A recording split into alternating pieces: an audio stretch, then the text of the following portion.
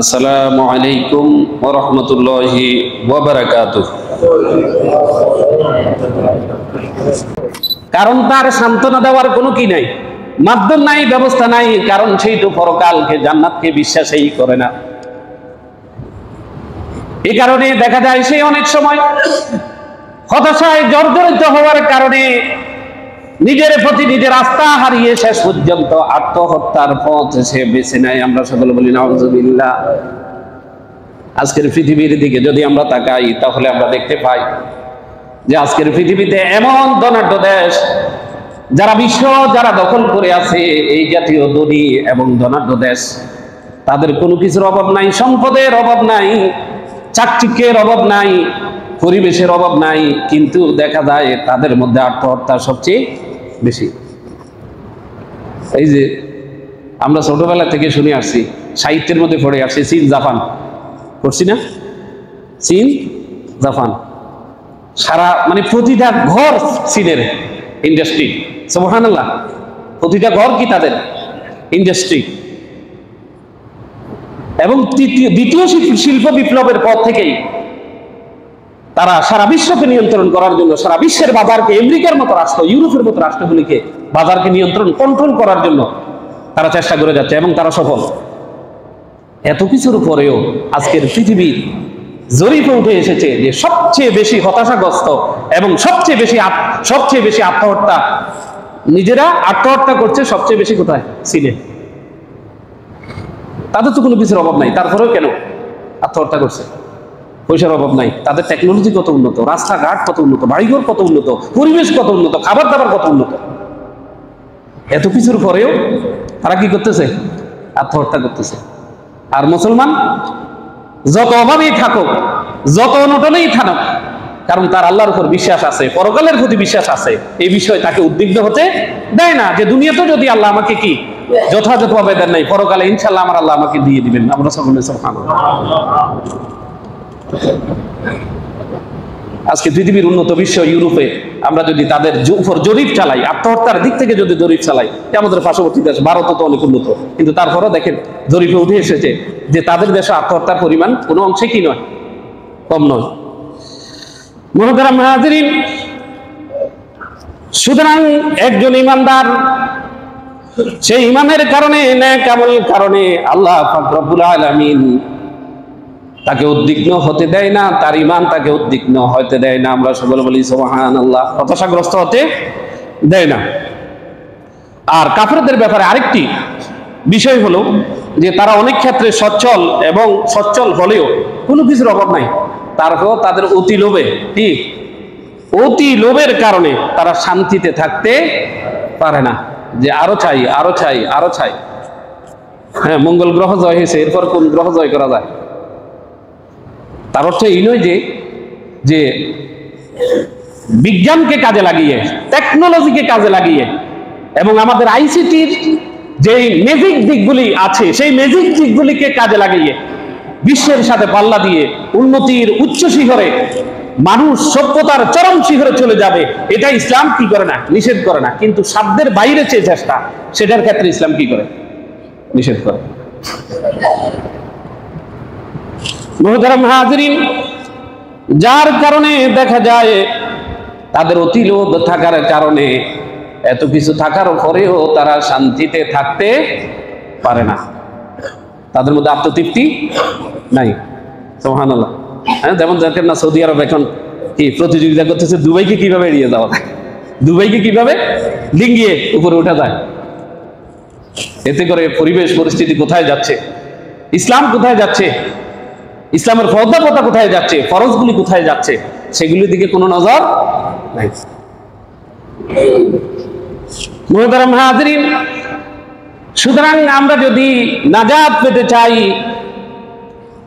এবং এই নিসফে শাবান এবং শাবান মাসের ফজিলত যদি অর্জন করতে চাই, নিসফে শাবানের রজনীতে আল্লাহর পক্ষ থেকে যেই ক্ষমার ঘোষণা রয়েছে সেই ক্ষমা যদি পেতে চাই, মাহে রমজানুল মুবারকের মধ্যে আল্লাহ যত রকমের নিয়ামত রেখেছে সেই নিয়ামতগুলি যদি পেতে চাই, তাহলে আমাদেরকে ন্যূনতম 12টি কাজ আমাদেরকে অবশ্যই করতে হবে। 12টি বিষয়, কয়টি? 12টি বিষয়। নাম্বার 1, এক নাম্বার যে আজকের যে রজনী আসতেছে, আল্লাহ তো বললেন, হাদিস নবী করিম সাল্লাল্লাহু আলাইহি ওয়াসাল্লাম হাদিস শরীফের মধ্যে বলেছেন, ইল্লা লিমুশরিকিন আও মুশাহিন। এটা সহিহ হাদিস, সকল মুহাদ্দিস একমত, সকল মুফাসসির একমত এই হাদিসটির ব্যাপারে, যে মুশরিক এবং হিংসুক ব্যতীত সবাইকে ক্ষমা করে দেওয়া হয় নিশ্চয় শাবান রজনীতে। এই রজনীগুলিতে এবং লাইলাতুল কদরে যে সামনে রমজানে আসতেছে ভাগ্য রজনী, এই রজনীগুলিতে যদি আমরা আল্লাহর দেওয়া প্রাপ্ত নিয়ামত এবং পুরস্কার যেগুলি আল্লাহর পক্ষ থেকে বরাদ্দ রয়েছে সেগুলি যদি পেতে চাই, আমাদেরকে ন্যূনতম 12টি বিষয় আমাদেরকে অর্জন করতে হবে। কয়টি? 12টি বিষয়ের মাধ্যমে আমাদেরকে চেষ্টা চালিয়ে যেতে হবে। 1 নাম্বার, সেটা হচ্ছে ধৈর্য এবং নামাজের মাধ্যমে আল্লাহর কাছে চাইতে হবে। কিসের মাধ্যমে বলেন? ধৈর্য এবং নামাজ, নফল ইবাদত। ফরজ তো আছেই, পাশাপাশি কি ফরজ পড়ি, নফল ইবাদত করে, ফরজ পড়ি তারপর নফল নামাজ পড়বো না, ফরজ বাদ দিয়ে নফল পড়বো? আমি অনেক আগে এক বিহারীদের অনেক বড় মাফের একজন তাদের প্রতিনিধির জানা যায় আমাকে ইমামতি করার জন্য বলেছিল। সেখানে আমি একটি বিষয় দেখে আমি একবারে কাণ্ডজ্ঞানহীন হয়ে গিয়েছি। অনেক মানুষ দেখলাম এসেছে জোহরের নামাজে জামাতে তারা শরীক নেই, তারা বাইরে অপেক্ষা করতেছে জানাজা নামাজ পড়ার জন্য। কি পড়ে নাই? জোহরের নামাজ পড়ে নাই। বলেন কি পড়ে নাই? জোহরের নামাজ পড়ে নাই, জোহরের নামাজ পড়ে নাই, জানাজার জন্য অপেক্ষা করতেছে হাজারা, একজন দুইজন না। অবাক, কোথায় মুসলমান, কোথায় ঈমান? আমরা ইসলামকে কিভাবে মানুষের সামনে উপস্থাপন করতে পেরেছি? এটা তো আমাদের দুর্বলতা। আপনার চাকরি নাই, আপনি যদি ওভারটাইম করতে চান সুযোগ আছে? ঢুকতে দিবে গেট দিয়ে কোম্পানি? প্রতিষ্ঠান ঢুকতে দিবে? ফরজ নামাজে পড়ি না।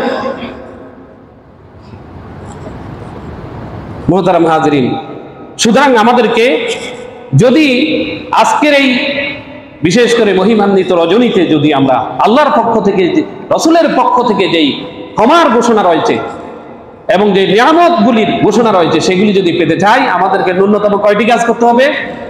12টি। নাম্বার 1, 1 নাম্বার, সেটা হলো ধৈর্য এবং নামাজের মাধ্যমে আল্লাহর কাছে কি করতে হবে? সাহায্য প্রার্থনা করতে হবে। কিয়ামুল লাইল, তাহাজ্জুদ, তাসবিহ, জিকির, কোরআন তেলাওয়াত, দুরূদ শরীফ, জিয়ারাতুল কুবুর, এই যে আমলগুলি রয়েছে, নেক আমলগুলি। পবিত্র কুরআনুল কারীমে আল্লাহ পাক রব্বুল আলামিন সূরা বাকারার 153 নম্বর আয়াতে আল্লাহ পাক রব্বুল আলামিন বলেন, ইয়া আইয়ুহাল্লাযীনা আমানুস্তাঈনু বিস-সাবরি ওয়াস-সালাহ ইন্নাল্লাহা মা'আস সাবিরিন। আল্লাহ পাক রব্বুল আলামিন বলেন, হে মুমিনগণ, তোমরা ধৈর্য ও নামাজের মাধ্যমে সাহায্য প্রার্থনা কামনা করো, নিশ্চয়ই আল্লাহ তাআলা ধৈর্যশীলদের সাথে আছেন। এই আয়াতে কারিমা আমাদেরকে উৎসাহিত করেছে ধৈর্য এবং নামাজের মাধ্যমে আল্লাহর কাছে আল্লাহর নিয়ামত চাওয়ার জন্য। আমরা সকলে বলি সুবহানাল্লাহ। 1 নম্বর, প্রয়োজনীয় যত নিয়ামত আমরা চাবো, কিসের মাধ্যমে চাওয়ার জন্য আল্লাহর নির্দেশ? বলেন, কিছু শিখি, কিসের মাধ্যমে? কিসের মাধ্যমে? ধৈর্য এবং নামাজের মাধ্যমে, নফল নামাজের মাধ্যমে। সালাতুল হাজত আছে, নবী করিম সাল্লাল্লাহু আলাইহি ওয়াসাল্লাম, সাহাবায়ে কেরাম তারা যখন কোনো বিপদ আপদে পড়তেন, কোনো হাজতে পড়তেন, 2 রাকাত সালাতুল হাজতে নিয়ত করে আল্লাহর কাছে 2 রাকাত নামাজ পড়ে আল্লাহর কাছে চাইতেন। সুবহানাল্লাহ। 2 নাম্বার, আমরা যদি নিয়ামত পেতে যাই, 2 নম্বরে যে কাজটি করতে হবে সেটি হলো আল্লাহর উপর শতভাগ ভরসা রাখতে হবে। কত ভাগ? শতভাগ। একটু ঝাঁকুনি যদি দেয় তাহলে আল্লাহর উপর ভরসা থুয়ে অনেক দূরে চলে যায়। এই যে ঈমান নয়, শতভাগ আল্লাহর উপর কি ভরসা রাখতে হবে। বাঁচি মরি শতভাগ আল্লাহর উপর ভরসা আছে। সুবহানাল্লাহ। এই জাতীয় ভরসা এবং ঈমান নিয়ে আল্লাহর ইবাদত করতে হবে। তাহলে আল্লাহ পাক রব্বুল আলামিন কি পুরস্কার দিবেন? পবিত্র কুরআনুল কারীমে সূরা তালাকের 3 নম্বর আয়াতে আল্লাহ পাক রব্বুল আলামিন বলেন, ওয়ায়ারযুকুহু মিন হাইসু লা ইয়াহতাসিব ওয়া মান ইয়াতাওয়াক্কাল আলাল্লাহি ফাহুয়া হাসবুহ। আমার আল্লাহ পাক রব্বুল আলামিন বলেন, যে আল্লাহর উপর ভরসা করে তাকে তার ধারণাতীত জায়গা থেকে আল্লাহ পাক রব্বুল আলামিন রিজিক দিবেন। যেই ব্যক্তি আল্লাহর উপর ভরসা করেন তিনি আল্লাহ তার জন্য আল্লাহ পাক রব্বুল আলামিন যথেষ্ট হয়ে যান। সুবহানাল্লাহ। আল্লাহ যার জন্য যথেষ্ট, তার আর কিছু প্রয়োজন আছে? সবাই বলেন না, আছে? নাই। মুহতারাম হাজিরিন, এরপর 3 নাম্বার যেই কাজটি আমাদেরকে করতে হবে সেটা হলো কথায় এবং কাজে সত্যবাদী হওয়া। কথায় এবং কাজে কি হওয়া? কথায়ও সত্যবাদী হতে হবে, কাজেও সত্য কথা বলতে হবে, সত্য মত মানতে হবে, সত্য পথে চলতে হবে। পারবো তো ইনশাআল্লাহ? পবিত্র কোরআনুল কারীমে আল্লাহ পাক রব্বুল আলামিন সূরা আল মাইদার 119 নম্বর আয়াতে আল্লাহ পাক রব্বুল আলামিন বলেন, ইয়া আইয়ুহাল্লাযীনা আমানুত্তাকুল্লাহা ওয়া কুলু কাওলান সাদীদা ইউসলিহ লাকুম আ'মালাকুম ওয়া ইয়াগফির লাকুম যুনুবাকুম। আমার আল্লাহ পাক রব্বুল আলামিন বলেন, হে মুমিনগণ, আল্লাহকে ভয় করো এবং সত্য কথা বলো। কি কথা বলেন? কি কথা? কে বলছে? আল্লাহ বলতেছে সত্য কথা বলো। তিনি তোমাদের আমল এবং তোমাদের কর্মসমূহ তিনি সংশোধন করে দিবেন। কোনো একটু কাজ করতে গিয়ে, নেকামল করতে গিয়ে যদি একটু এদিক সেদিক হয়, আল্লাহ সেটা কি করে দিবেন? কিসের বিনিময়? সত্য কথার বিনিময়। কিসের বিনিময়? সত্য কথার বিনিময়। এবং তোমাদের পাপ সমূহ, তোমরা যে অপরাধ করেছো, আল্লাহ পাক রব্বুল আলামিন সেই অপরাধের সমূহকে আমার আল্লাহ পাক রব্বুল আলামিন ক্ষমা করে দিবেন। সুবহানাল্লাহ। তাহলে ক্ষমা পাওয়ার জন্য কি লাগবে? সত্য কথা বলতে হবে, সত্য কাজ করতে হবে। এরপর 4 নম্বরে যে কাজটি আমাদেরকে করতে হবে সেটা হলো, আমাদের অন্তরে বিভিন্ন বিষয় যখন রাগ আসে, গোসা আসে, কি আসে? রাগ আসে, গোসা আসে, সেই গোসাকে দমন করতে হবে। কি করতে হবে? দমন করতে হবে, হজম করতে হবে। এবং মানুষের অপরাধের জন্য মানুষকে যদি সেটা ক্ষমাযোগ্য অপরাধ হয়, সেই জন্য ক্ষমা করে দিতে হবে। কি করে দিতে হবে? এখানে আবার বুঝতে হবে, একটা মানুষ আরেকটা মানুষকে খুলে করে ফেলছে, এখন তার পরিবারের কাছে যাই যদি বলে সরি, তাহলে ক্ষমা হয়ে গেছে? যেটা আমাদেরকে শিখিয়েছে ওই যে বিশ্বের মহল, বুশ পরিবার, উপসাগরীয় যুদ্ধে প্রায় 18 থেকে 22 লক্ষ মানুষ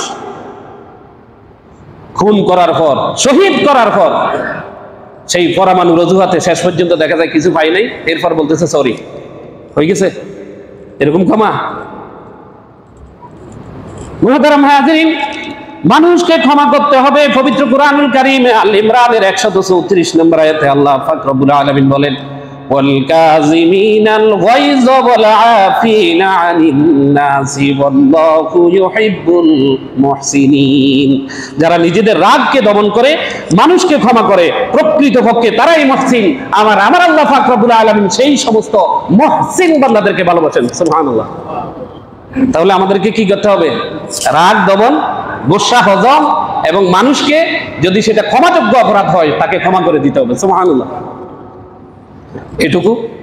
এরপর থেকে ইনশাল্লাহ যদি পারি আমাদের রাত্রে যে আলোচনা হবে নিসফে শাবান রজনী, সেখানে আলোচনা করব, অথবা আগামী জুমায় যদি সম্ভব হয় এরপর থেকে আলোচনা করার জন্য চেষ্টা করব। আল্লাহ পাক রব্বুল আলামিন আমাদেরকে এই বিষয়গুলি বুঝে, 12টি থেকে 4টি বললাম, কয়টি?